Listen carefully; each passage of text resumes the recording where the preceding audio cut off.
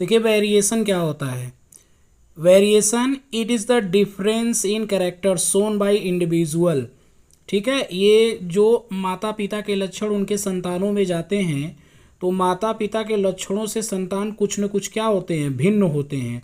It is the difference in character shown by individual of a species and also by the offspring और siblings of the same parent.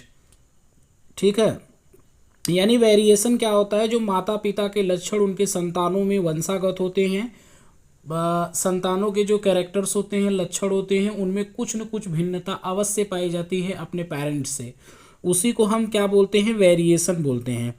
अगर हम variation की बात करें तो दो तरीके का वेरिएशन होता है। एक आपका सोमैटिक वेरिएशन होता है, एक आपका जर्मिनल वेरिएशन होता है।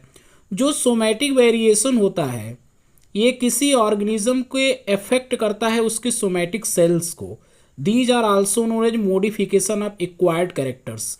यानी हम कह सकते हैं कि ऐसा लक्षण जो जन्म के बाद प्राप्त होता है, यानी वेरिएशन अफेक्ट करता है सोमैटिक सेल को, ऑर्गेनिज्म के सोमैटिक सेल को, और these are also known as modification of acquired characters. इसी को हम क्या बोलते हैं, मोडिफिकेशन ऑफ एक्वायर्ड कैरेक्टर्स कहते हैं। दूसरा होता है जर्मिनल कैरेक्टर्स। ये क्या होता है, इनहेरिटेड होता है। किसके थ्रू होता है, जर्मिनल सेल्स के थ्रू होता है। इसके पहले वाला सोमैटिक से होता था, तो ये रिप्रोडक्टिव सेल्स के थ्रू होगा, जर्मिनल सेल्स के थ्रू होगा। These may be arise due to mutation. और ये किसके द्वारा होता है, म्यूटेशन के द्वारा होता है। देख रहे हैं ना, म्यूटेशन यानी जो सडनली चेंजेस होता है हमारे जेनेटिक मटेरियल के स्ट्रक्चर में, डीएनए में, आरएनए में, क्रोमोसोम में, वो क्या होता है, म्यूटेशन होता है। तो पहला होता है सोमैटिक वेरिएशन जो सोमैटिक सेल्स के थ्रू होगा, और एक आपका जर्मिनल वेरिएशन होता है जो हमारे म्यूटेशन के द्वारा होता है, हमारे जर्मिनल सेल्स के द्वारा होता है। इसमें हमारा जो सोमैटिक वेरिएशन होता है इसमें इन्वायरमेंटल फैक्टर के द्वारा हो सकता है, टेम्परेचर लाइट के द्वारा हो सकता है, न्यूट्रिशन के द्वारा या फिजिकल फीचर्स के द्वारा एनिमल और प्लांट में चेंजेस आ सकते हैं, वो हमारा इन्वायरमेंटल फैक्टर्स होता है। और जो जर्मिनल होता है ये तो कॉन्टिन्यूअस होता है, ये तो भाई आपके जेनेटिक लेवल पे होता है। एक आपका कॉन्टिन्यूअस होगा, एक आपका डिसकॉन्टिन्यूअस होगा। समझ रहे हैं ना, जो म्यूटेशन के द्वारा होता है। और use and disuse of organ, जिस ऑर्गन का यूज हो रहा है वो आपको ज़्यादा स्ट्रांगली दिखाई देगा। बात समझ में आ रही है। इसके बाद आपको जानना है कि जैसे देखिए टर्म रिलेटेड टू जेनेटिक्स, जैसे जीन है।